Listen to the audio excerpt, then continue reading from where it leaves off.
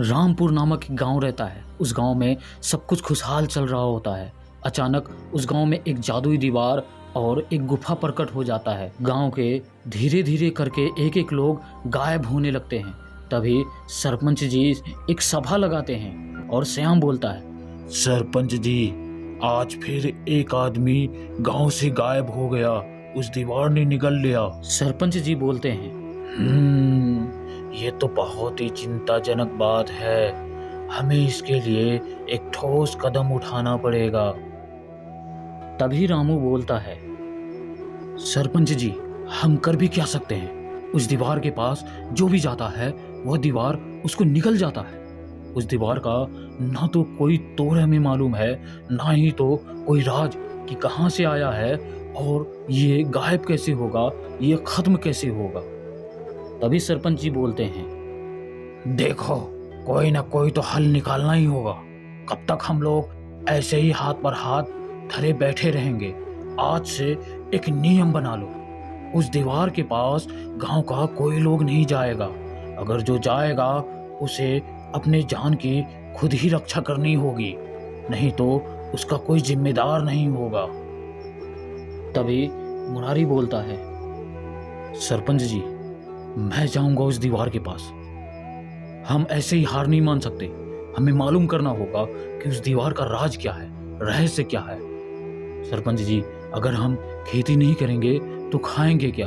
वैसे भी मेरा इस दुनिया में कोई नहीं है। मेरे आगे पीछे रोने वाला कोई नहीं है। इस गांव ने मुझे बहुत कुछ दिया है। मैं अपनी कुर्बानी दूंगा इस गांव को बचाने के लिए। अगर मैं 10 दिन में नहीं लौटा तो आप ये नियम लागू कर देना।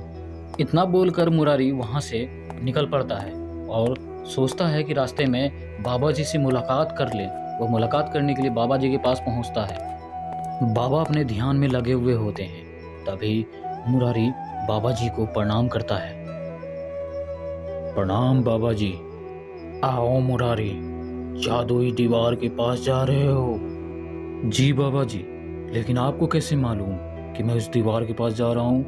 मुझे सब कुछ मालूम है। मुझे ये भी मालूम है कि उस जादुई दीवार में क्या है। बाबा जी, अगर आपको उस दीवार के बारे में कुछ भी मालूम है, कोई भी रहस्य मालूम है, तो कृपा करके हमें बताइए। गांव वाले एक एक करके गायब होते जा रहे हैं। उस दीवार के अंदर एक जिन है। बाबा, कोई तो कमजोरी होगा उस जिन का, कोई तो तोड़ होगा। इस पर बाबा जी कहते हैं, हाँ, तोड़ तो है, लेकिन तुम्हें उसे अपनी बातों में फंसाना होगा। उससे ये कहलवाना होगा कि आग से बना कौन। अगर वो कह दिया कि जिन, तो वो अपने दुनिया में वापस चला जाएगा और फिर कभी लौट कर नहीं आएगा। यही एक रास्ता है। उसे तुम्हें अपने बातों में फंसाना होगा, उससे बुलवाना होगा।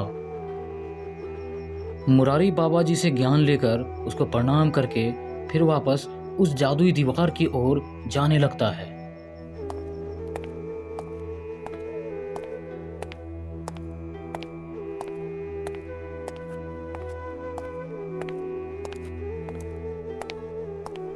मुरारी उस दीवार के पास पहुंचकर कहता है, अच्छा, तो यही वो दीवार है जो इंसानों को निगल जाता है। कुछ देर बाद उसमें से एक मैजिक होने लगती है और मुरारी धीरे धीरे उसके अंदर समा जाता है और वह एक गुफा के अंदर जा पहुंचता है। मुरारी थोड़ा सा सहमा हुआ सा रहता है, डरा हुआ सा रहता है। वह इधर उधर देखने लगता है। तभी एक आवाज़ आती है, आ गया मेरा खाना। कौन हो तुम? मेरे सामने क्यों नहीं आते हो? क्यों पीछे से आवाज़ दे रहे हो?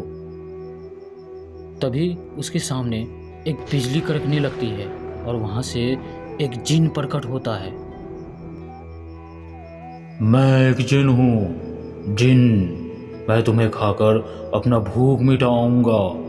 तभी मुरारी बोलता है, मुझे खाने से पहले मेरे कुछ अधूरे सवाल को पूरा करना होगा। अगर मंजूर है तब मुझे खाना। जिन बोलता है, ठीक है, मैं तुम्हारे सवाल को पूरा करूंगा, पूछो। उसके बाद मुरारी अपने अधूरे सवाल पूछने लगता है।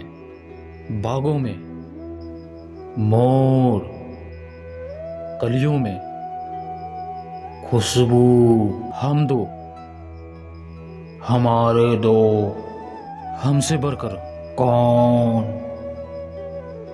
नींबू पानी से बना क्या, शरबत, मिट्टी से बना कौन, इंसान, आग से बना कौन।